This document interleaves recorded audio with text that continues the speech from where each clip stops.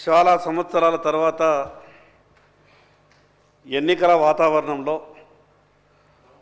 ఒక వర్గం చాలా సంతోషపడ్డటువంటి సమయం. కామారెడ్డి సభలో బీసీ డిక్లరేషన్ చేసిన తర్వాత స్వయానా దేవుడే భూమి మీదకి దిగొచ్చిండేమో, అందుకే మాకు 42% అమలు చేయడానికి రేవంత్ రెడ్డి గారి రూపంలో ఆ దేవుడే మాట ఇచ్చిండేమని అంతగానం సంతోషపడ్డారు అధ్యక్ష. కానీ ఈరోజు ఈ పరిస్థితి చూస్తే మేము సంతోషపడ్డాం ఆ రోజు, ఈరోజు బాధపడాల్సినటువంటి పరిస్థితి తెస్తున్నారేమో అని అనుమానం కలుగుతా ఉన్నా. అధ్యక్ష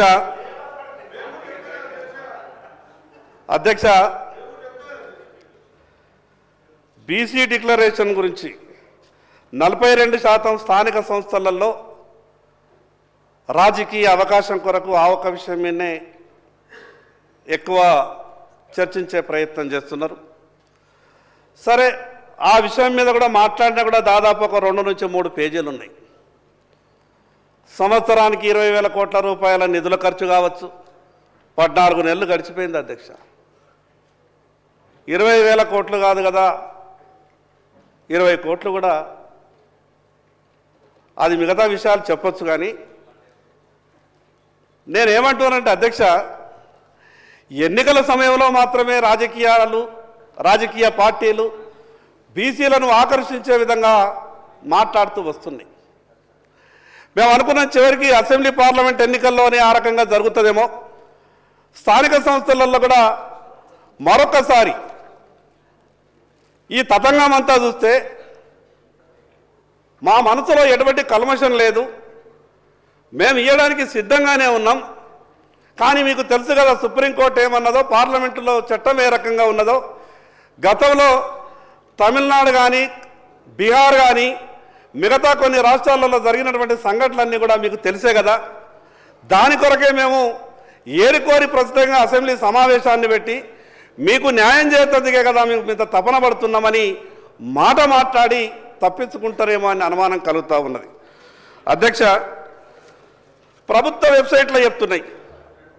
ఇంతకుముందు శ్రీనివాస్ యాదవ్ గారు చెప్పారు 3,32,000 కోట్లు, 3,32,00,000 ఓట్లు, 62,30,504 మంది 1వ తరగతి నుంచి ఇంటర్మీడియట్ వరకు పిల్లలు ఓటు హక్కు లేని వాళ్ళు, 38,99,000 నెల పిల్లల నుంచి మొదలు పెడితే 5 సంవత్సరాల పిల్లగాళ్ళ వరకు, వీళ్ళంతా కలిసి ఈ తెలంగాణ రాష్ట్రంలో సంఖ్య. మరి అటువంటిప్పుడు 4,33,29,722 సంఖ్య వస్తుంది. కానీ ప్రభుత్వ లెక్కలు ఏం చెప్తున్నాయి అధ్యక్ష ఈరోజు? ఇది చెప్పింది ప్రభుత్వ లెక్కనే. ఇంకో లెక్క ఈరోజు ఏం చెప్తున్నారు?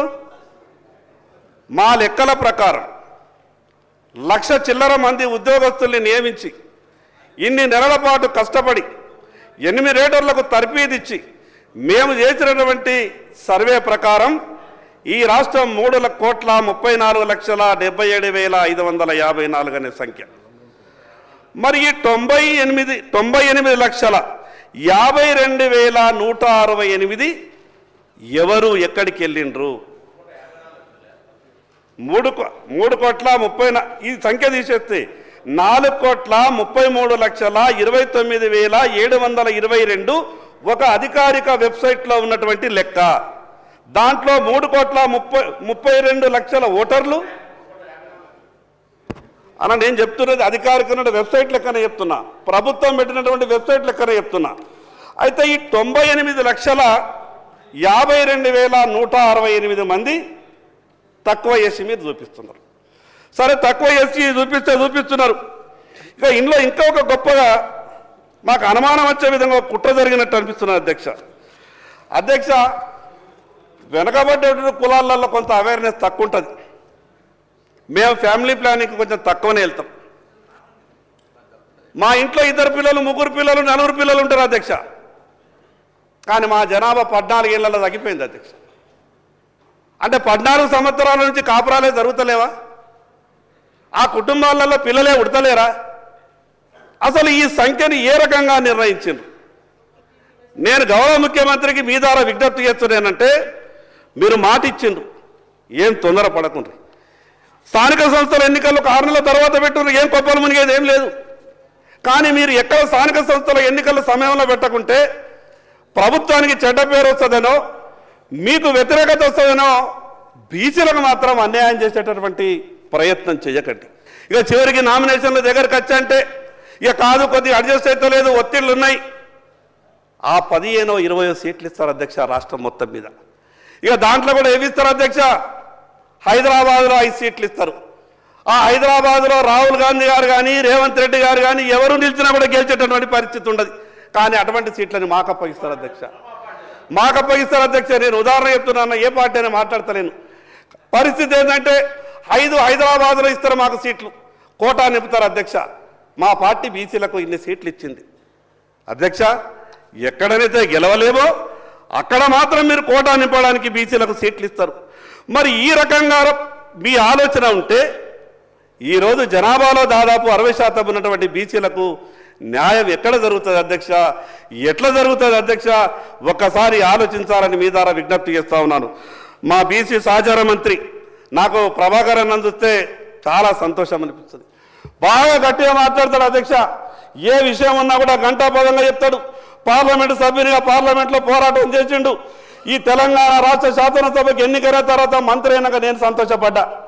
అన్న బీసీ మంత్రి అయిపోయాడు, బాగా సహాయం దొరుకుతుంది, ఈ రాష్ట్రంలో ఉన్నటువంటి బీసీలందరికీ మంచి జరిగిపోతుంది, ఎవరినైనా ఎదిరించగలుగుతాడని సంతోషపడ్డా. కానీ ఇలా పరిస్థితి చూస్తే అన్న కూడా మెత్తగా పడ్డట్టు అనిపిస్తాడు అధ్యక్ష. అన్నకు కూడా ఏమైందో నాకు అర్థమైతే లేదు. అన్న కూడా మెత్తగా పడ్డట్టు అనిపిస్తున్నాడు. మాకు టికెట్లలో అన్యాయం జరుగుతుంది. తీరా ఎమ్మెల్యేలో అటో ఇటో పోతే కాంగ్రెస్ పార్టీలో 7-8 గెలిచింది అనుకుంటా బహుశా. తీరా మేమనుకుంటామంటే 7 గెలిచిండ్రు, ఈ 17 ఇట్లా సగం అన్నారు కదా, 6-7 ఎట్లన్నా మంత్రులు అయిపోతారు అనుకుంటే. సరే అన్న, మేము బీసీ ముఖ్యమంత్రి అని ఆఖరి ప్రతిపక్ష నాయకుడు కూడా చేయలేక దయచేసి కాదు పదవి తెచ్చుకుంటే మేము కూడా సంతోషపడతాం. అందరం కూడా శాసనసభ పక్ష నాయకుడు బీజేపీది ఒక బలైన వర్గాలకు ఇచ్చేదని మీ పార్టీ మీ ప్రధానమంత్రి బీజేపీ అంటాడు, అట్లా అంటాడు. తప్పకుండా వీఆర్ హ్యాపీ. ప్రభాకర్ అన్నకు నేను ఒక చిన్న విజ్ఞప్తి చేస్తున్నా అధ్యక్ష. భారతీయ జనతా పార్టీ ఎంత గొప్పగా ఆలోచిస్తుంది అనంటే, ఈ దేశంలో ఏ రాజకీయ పార్టీ అన్నా మామూలు వ్యక్తులకు ముఖ్యమంత్రులుగా ప్రధానమంత్రులుగా అవకాశం ఇచ్చినటువంటి దాఖలాలు లేవు. ఈరోజు ఛాయ్ అమ్ముకున్నటువంటి బీసీని దేశ ప్రధానమంత్రిగా 3వసారి చేసినటువంటి ఘనత భారతీయ జనతా పార్టీది అధ్యక్ష. నేనేమంటున్నానంటే, దేశ రాజకీయాల గురించి ఈ అసెంబ్లీలో చర్చ పెట్టే కన్నా సార్, ఇప్పుడు మా సోదరులు ప్రభాకర్ గారు చెప్పినట్టు ప్రత్యక్షంగా కనబడతా ఉన్నారు. బలహీన వర్గానికి సంబంధించిన నాయకుడు ప్రసంగం చేస్తూ ఉన్నాడు. సరే, ఈ సందర్భం వారు ముందు సీట్లు వస్తారని ఆశించినాం అధ్యక్ష. సరే, అంతపూర్వకం బీజేపీ రాష్ట్ర అధ్యక్షుడు ఒక బలహీన వర్గాలకు సంబంధించిన మరి బండి సంజయ్ గారు ఉండే. ఎవరు తీసింది అధ్యక్ష? కాంగ్రెస్ పార్టీ వచ్చి తీసింది అధ్యక్ష. ఈరోజు బలహీన వర్గాలకు సంబంధించిన కేంద్ర మంత్రిగా ఉండే బండారు దత్తాత్రేయ గారు ఏమైంది అధ్యక్ష? ప్రస్తావన చేస్తూ ఉన్న సందర్భంలో ఈరోజు కూడా కాంగ్రెస్ పార్టీ బలహీన వర్గాలకు సంబంధించి ఈరోజు అన్ని వర్గాలకు సంబంధించి న్యాయం చేయాలనే ఒక కాంక్షతో మా రాహుల్ గాంధీ గారు ఇచ్చిన ఆలోచనతో ఒక అడుగుకు ముందుకేస్తే దాన్ని ఎట్లా అడ్డుకోవాలని చేసే ప్రయత్నంలో ముందుకు సాగకుండా మంచి సలహా సూచనలు ఇచ్చి దాని ఆచరణలు పెట్టాలని ప్రయత్నం చేస్తూ ఉన్నాం మా పొన్నం ప్రభాకర్ గారిని. మరి వారు కూడా బలహీన వర్గాలకు సంబంధించిన నాయకుడే. వారేసే అడుగుల్లోనే మా అడ్డం వేస్తా అంటే ఎట్లా అధ్యక్ష? దయచేసి మా సోదరులను కోరుతా ఉన్నాం. ఆదిలాబాద్కు సంబంధించిన శాసనసభ్యులని చాలా బాగా మాట్లాడతారు అధ్యక్ష శాసనసభలో. మరి వారు ఇంకా ఎదగాలని ఆలోచన చేస్తాం. మేము ఒక బలహీన వర్గాల నాయకుడిగా ఇంకా ఎదగాలి, ఇంకా ముందుకు నడవాలి, ముందు మంచి ఆలోచనలు చేయాలి. ఆలోచన ప్రక్రియ మా అందరికి కూడా చెప్తారని మేము ఆశిస్తా ఉన్నాం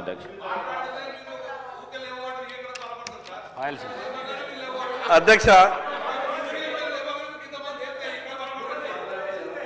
అధ్యక్ష, నేను మొదటిసారిగా ఎన్నికైనటువంటి శాసనసభ్యుని. దయచేసి నేనేమైనా తప్పులు మాట్లాడితే దాన్ని సవరించండి. మీ ద్వారా ప్రభుత్వానికి ఒక విషయం చెప్పదలుచుకున్నాం. సరే, ఎన్నికల సమయంలో రాజకీయ ప్రసంగాలు, ఓటర్లను ఆకర్షించడానికి రకరకాల వ్యవహారాలు అవి సహజంగా జరుగుతున్నాయి. కానీ నేనేమంటున్నానంటే, ప్రజలు మీకు అధికారం ఇచ్చిండ్రు. ఈరోజు అధికారం ఇచ్చిన తర్వాత కూడా మీరు తప్పించుకునే ప్రయత్నం చేస్తే ప్రజలు క్షమించరు. అధ్యక్ష, ఎంత అన్యాయం ఉన్నదంటే మీకు చెప్తా. 2014 కన్నా ముందు మేము అనుకుంటుంటే ఈ సమైక్య ఆంధ్రప్రదేశ్లో బీసీలకు అన్యాయం జరుగుతున్నది, మన రాష్ట్రం మనకొస్తే అన్ని రకాలుగా న్యాయం జరుగుతుందని బాగా ఆశపడ్డాం అధ్యక్ష. ఆశపడడమే కాదు అధ్యక్ష, తెలంగాణ ఉద్యమంలో ముందు వరుసలో ఉండి పోరాటం చేసింది బీసీ బిడ్డల అధ్యక్ష. ఇది నేనేదో మాట వరుసకు చెప్తున్నది కాదు. ఆత్మహత్యలు చేసుకున్నది బీసీ బిడ్డలు, తెలంగాణలో ముందుండి పోరాటం చేసింది బీసీ బిడ్డలు, ఉద్యోగాల్ని పణంగా పెట్టింది బీసీ బిడ్డలు. కానీ తెలంగాణ రాష్ట్రం వచ్చిన తర్వాత 2014లో ఇక అనుకున్నాం, మా దశ తిరిగింది, మాకంతా కూడా బాగా జరుగుతాయని అనుకున్నాం. కానీ అధ్యక్ష, మిత్రులు వాళ్ళైనా వీళ్ళైనా మా పట్ల మేము ఏం పాపం చేసినామో ఏమో అధ్యక్ష మా బాధ. 2014లో ఈ తెలంగాణ రాష్ట్రం వచ్చిన తర్వాత ఎంబీసీ అనే కార్పొరేషన్ ఏర్పాటైంది అధ్యక్ష. Most backward class. ఇక మా సోదరులు వాళ్ళు కూడా అనుకోరు ఏంటంటే, బీసీలలో ఇంకా మేము వెనకబడి ఉన్నాం కాబట్టి మన తెలంగాణ మనకు వచ్చింది, ఎంబీసీ అనే కార్పొరేషన్ ఏర్పాటయింది, దానికి సంవత్సరానికి 1000 కోట్లు. మీరు హైదరాబాద్కి వస్తే కుల సంఘాలకు మీకు బిల్డింగులు ఇస్తాం, మీ భవిష్యత్తు బాగుంటుంది, మీ పిల్లలు హైదరాబాద్ చూడరా, ఎప్పటిదాకా జిల్లాలో ఉంటారంటే మేమంతా ఉరికురికి ఈ హైదరాబాద్కి వచ్చినాం అధ్యక్ష. హైదరాబాద్కి వచ్చే మీదే సంఘం, మీదే కుల సంఘం, ఇక మీకు 5 ఎకరాలు, ఇక మీకు 3 ఎకరాలు, ఇక మీకు 4 ఎకరాలు. ఇక మేము సంతోషపడ్డాం, జిల్లా హెడ్క్వార్టర్లోనే మాకు కుల సంఘాలు లేవు, ఇక హైదరాబాద్లో ఇచ్చారు, ఇక అయిపోయింది, మా బతుకులన్నీ బాగా అయిపోయినాయని ఇక మేము జిల్లాలకు పోయినాం. మా నాయకులంతా కూడా ప్రచారం చేసిండ్రు, అయిపోయినాయి మన బతుకులన్నీ మారిపోయినాయి, హైదరాబాద్లో మనకు పెద్ద పెద్ద సంఘ భవనం వచ్చిందని. అవి ఏడిస్తారు అధ్యక్ష, మాకు తెలుసా? మాకిచ్చేటి హైదరాబాద్కు 60 కిలోమీటర్ల దూరంలో, 60 కిలోమీటర్లు 70 కిలోమీటర్ల దూరంలో. కానీ మిగతా వాళ్ళకు అభివృద్ధి, ఈ రాష్ట్రానికి ముఖ్యమంత్రులు అయిన వాళ్ళకు, ఈ తెలంగాణ రాష్ట్రాన్ని పరిపాలించిన వాళ్ళకు, భారతదేశ రాజకీయాల్ని ప్రభావితం చేసేటోళ్లకు, వాళ్ళకు హైదరాబాదులో బంజారా హిల్స్కు దగ్గరిస్తారు అధ్యక్ష. ఇది వివక్ష కాదు అధ్యక్ష? ఆ పార్టీ అయినా ఈ పార్టీ అయినా బీసీల గురించి ఏం ఆలోచిస్తున్నారు అధ్యక్ష? మరి ఎన్ని సంవత్సరాలు ఈ రకమైనటువంటి పరిస్థితులే ఉంటే కేవలం ఎన్నికల సమయంలో మాట్లాడతాం, మిగతా సమయంలో ఈ రకమైనటువంటి దారులు ఎన్నుకుంటామంటే మేము ఏ రోజు బాగుపడాలి అధ్యక్ష? అధ్యక్ష, ఈరోజు బీసీల పరిస్థితి అధ్యక్ష, నా నాయి బ్రాహ్మణ సోదరుడు బార్బర్ షాప్ పెట్టుకుంటా అంటే బ్యాంకులు లోన్లు ఇయ్యాయి అధ్యక్ష. నా రజక సోదరుడు ల్యాండ్రీ దుకాణం పెట్టుకుంటామంటే బ్యాంకులు లోన్లు ఇయ్యాయి అధ్యక్ష. కానీ హబీబ్ పెన్షన్ హౌస్ లేదా మిగతా ఇంగ్లీష్ పేరు పెట్టుకొని డ్రై క్లీన్ షాప్ అంటే దానికి లోన్లు ఇస్తారు అధ్యక్ష.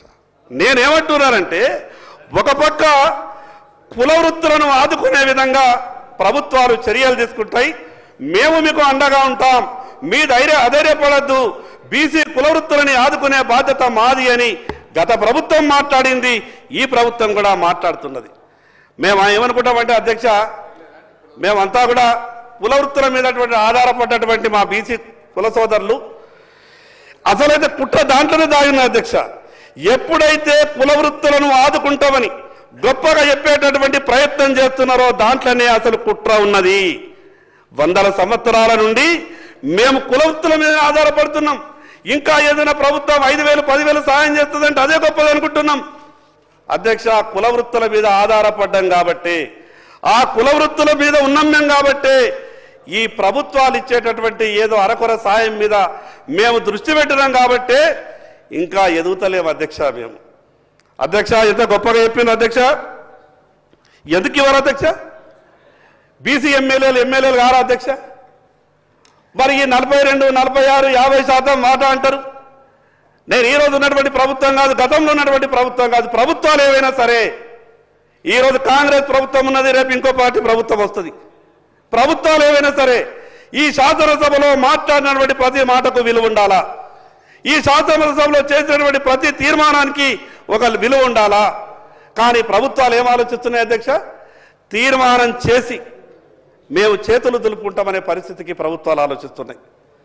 కానీ ఇది ఎట్లా సాధ్యమవుతుంది అధ్యక్ష? ఎవరు మమ్మల్ని కాపాడాలా? ఇక్కడ ఉన్నటువంటి ఈ ప్రభుత్వమే కదా, ఇచ్చిన మాట నిలబెట్టుకోవాల్సింది మీరే కదా. ఇంకో పక్క అధ్యక్ష, నేను ఈ మాట అంటే అక్బరుద్దీన్ గారు ఎక్కడ లేస్తారో అని భయం పడుతున్నది. अकबर भाई को मैं पहले बोल दूं, भाई अब थोड़ा सा सुनिए, मैं जो बोल रहा हूं ये लगा दिए पंचायत. पहले हम परेशान हैं. ముందేమన్నారు అధ్యక్ష? బీసీలు మీరు గాబరా పడకుర్రి, ముస్లింలకు ఇస్తున్నటువంటి రిజర్వేషన్లు కేవలం అవి విద్య కొరకే, మీ రాజకీయాలలో వాళ్ళు ఏమి రారు, మీ దగ్గరికి దరిదాపులలో ఏముండరు, మిమ్మల్ని ముట్టరు పట్టరు, మీరెందుకు పరిశాన్ అవుతారంటే మేము అనుకున్నాం అట్లనే ఉంటుందేమో అనుకున్నాం. ఇక ఏమైందల్లా అధ్యక్ష, ఇచ్చిన తర్వాత హైదరాబాద్లో బీసీ రిజర్వేషన్ ఉన్నటువంటి కార్పొరేటర్లు ఎవరైతున్నారో మీకు తెలుసు, మున్సిపాలిటీలో కౌన్సిలర్లు ఎవరైతారో తెలుసు. రిజర్వేషన్లు ఏమో బీసీలకు కూర్చుండేటోళ్ళేమో వేరే వాళ్ళు కుర్చీలో కూర్చుంటున్నారు. మరి ఇది ఎట్లా అధ్యక్ష? అసలు ఇంకోటి ఒక గొప్ప పదం తీసుకొచ్చారు అధ్యక్ష ఈరోజు ప్రభుత్వం. నాకు ఇది అర్థం కాలేదు అధ్యక్ష. ఈ బీసీలు అనేది కులాలు అనేది హిందువులలోనే కులాలు, ఇది కొత్తగా పదం తీసుకొచ్చిండ్రు. మరి నేనైతే ఇది ఎక్కడా చూడలేదు. హిందూ బీసీలు, ముస్లిం బీసీలు, ఇది ఎక్కడ పదం అధ్యక్ష? అసలు ఇది రాజ్యాంగం ఒప్పుకుంటుంది అధ్యక్ష? ఇటువంటి పదాలు వాడి ఈ రిపోర్టు మీరు బయట పెట్టి రేపు బీసీలకు ఎట్లా న్యాయం చేస్తారు అధ్యక్ష? హిందూ బీసీలు, ముస్లిం బీసీలు, అసలు ఈ రకంగా బీసీలు ఉంటారా? బీసీలు అనే పదం ఇది ఎక్కడైతే మీరు ఈ ప్రపంచంలో ఎక్కడ లేనటువంటి ఈ పదాన్ని మీరు జోడించిండ్రో ఇదొక్కటి రాలధ్యక్ష కోర్టులు కొట్టేటందుకు. ఇక రావాధ్యక్ష, రిజర్వేషన్లు రావాధ్యక్ష. కోర్టు ఒక్కసారి హైకోర్టు అయినా సుప్రీంకోర్టు అయినా హిందూ బీసీ, ముస్లిం బీసీ అనే పదం వాడిండ్రు అని ఒక్కసారి మామూలు వ్యక్తి ఒక పిటిషన్ ఎత్తేదారు అధ్యక్ష, వారం రోజులు ఇది కొట్టులు పోతాయి అధ్యక్ష. మరి తెలిసి చేస్తున్నారా లేదా అధికారుల తప్పిదమా? సరే ఇది ఎట్లన్నా కొట్టేసేది కదా, ఇది ఒక రోజుకి అసెంబ్లీకి కదా, ఏదో 4 కాగితాలు పెట్టేది కిరికిరి పోతుంది, రేపో మాపో ఎలక్షన్ చేయాలని చెప్తున్నారా? మాకు అర్థమైతలేదు అధ్యక్ష. మీ ద్వారా నేను గౌరవ ముఖ్యమంత్రి గారికి విజ్ఞప్తి చేస్తా ఉన్నాను. నేను మొదలు ఒక మాట చెప్పిన అధ్యక్ష, మీరు కామారెడ్డిలో చేసినటువంటి డిక్లరేషన్ వల్ల మేము చాలా సంతోషపడ్డాం. మా ద్వారా మీకు విజ్ఞప్తి ఏం చేస్తున్నామంటే, మీరు రాజకీయంగా తప్పించుకునేటటువంటి ప్రయత్నం చేయకండి. ఇది మా పరిధి కాదు, కేంద్ర ప్రభుత్వం అని చెప్పి రాజకీయంగా మీరేదో దీంట్లోకి వెళ్ళి ఎస్కేప్ అయ్యే ప్రయత్నం చేయకండి. ఈరోజు కేంద్ర ప్రభుత్వమైనా మీకు అధ్యక్ష నేను ఇంకో విషయం చెప్తా మీ ద్వారా గౌరవ ముఖ్యమంత్రి గారికి ఎంత అపారమైనటువంటి అనుభవం అంటే, ఈ భారతదేశంలో ఉన్నటువంటి ఏ కోర్టులు ఏ కేసులు కొట్టేసిర్రో లేదా ఉన్నటువంటి లొసుగులన్నీ మీద పూర్తిగా అవగాహన ఉన్నది అధ్యక్ష. 42% స్థానిక సంస్థల్లో ఇస్తామని అన్నప్పుడు ఈ ఉన్న ఇబ్బందులన్నీ కూడా మీకు తెలుసు. ఈ ఇబ్బందులు ఉన్నాయని తెలిసిన తర్వాత ఈ 14 నెలలలో మీరు చేయాల్సినటువంటి కార్యక్రమాలు చేయలేదు అధ్యక్ష. మీరు చేయాల్సినటువంటి కార్యక్రమాలు చేయని కారణంగా ఈరోజు స్థానిక సంస్థల పీరియడ్ అయిపోయింది, రేపో మాపో ఎన్నికలు. మీరు హడావిడి పడి ఈ రకమైనటువంటి తప్పుడు తడకలతోని నివేదిక తయారు చేస్తే దీన్ని కోర్టులు కొట్టేస్తాయి అధ్యక్ష. ఇంకోటి అధ్యక్ష, ముఖ్యమంత్రి గారు ఒక మాట చెప్పారు, మేము ఇల్లుకి స్టిక్కర్లు అంటేసారు అధ్యక్ష, మా ఇంటికి 2 అంటేసారు. నేను చూసిన మా నీళ్ళు ఒకటే కాదురా బాబు 2 స్టిక్కర్లు ఎట్లయినాయంటే ఏమో సార్ అని అన్నారు. నేను అనుకున్నా మరి ఎక్కువ ఈయన చూపుతారేమో బీసీ జనాభా, నా ఇంటికే 2 చిట్టీలు అంటేసిందంటే మరి సంఖ్య మన పెరుగుతుందేమో అనుకున్నాం. కానీ ప్రభుత్వం పెట్టేటువంటి ఈ నివేదిక చూస్తే ఏమైంది అధ్యక్ష? మా సంఖ్య అంతా తగ్గిపోయింది అధ్యక్ష. నాకు ఒకటి అర్థమైతలేదు, అగ్రవర్ణాలు దాంట్లో కూడా చాలా పేదలు ఉన్నారు అధ్యక్ష, వాళ్ళని ఆదుకోవాలా, చాలా పేద